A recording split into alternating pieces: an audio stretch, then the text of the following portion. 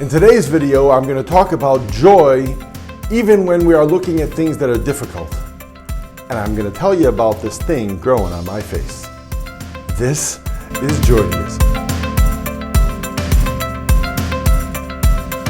Hi, I'm Rabbi Hillel Brody of Yes Connections, and this is Joydaism, where I share the joy that I get from Judaism and show you how to access that joy in your Judaism.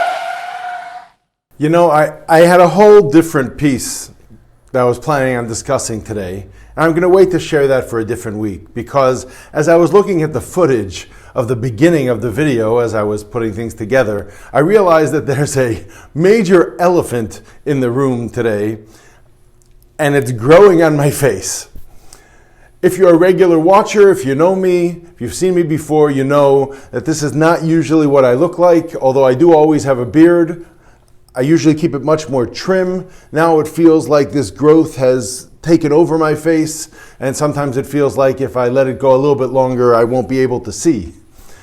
And if you're wondering what that's all about and why it is that I seem to have given up grooming, I haven't.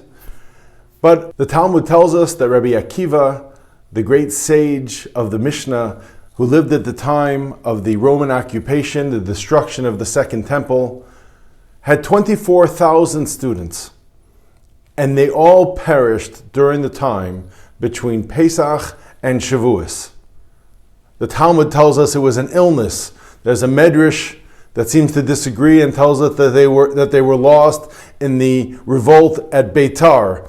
But either way, this is a time where a tremendous amount of Torah knowledge was lost. And for that reason, we observe certain customs of mourning, including not shaving. So that's why it looks like a sweater has grown not just on my shoulders and chest, but on my face as well.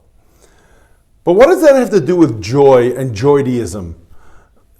We mourn the fact that there was a loss, and if you think about it, it was a pretty tremendous loss. 24,000 students of the greatest sage of Israel. Imagine the amount of Torah there would be in the world if we would take those 24,000 students and their students and their students and their students, and they were lost to us. So what am I doing talking about that in a video about joy? Well, I think the answer is a deeper understanding into what joy and Joydaism really means to me. We speak a lot about appreciating the good things that we have. But ultimately it comes down to making that choice, the choice to appreciate the value of our mission, the choice to appreciate the good things that we have. That's Joydaism. At a time when we are observing a period of mourning, we also have the opportunity to appreciate the value of Torah.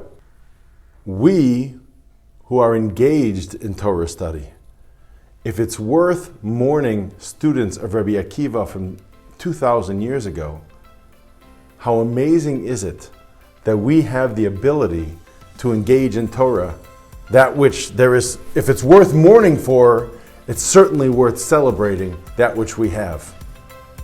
And it particularly happens in these days between Pesach and Shavuos, and I don't think that's a coincidence. As we head to Shavuos, which is the day that we recall our standing at Sinai and receiving the Torah from God, receiving our mission, it is at this very time that we say there was a loss, and we mourn that, and we use that to be able to grow and to be able to have a greater appreciation for that which we are about to receive, and to have a greater appreciation for that which we have in our lives on a daily basis.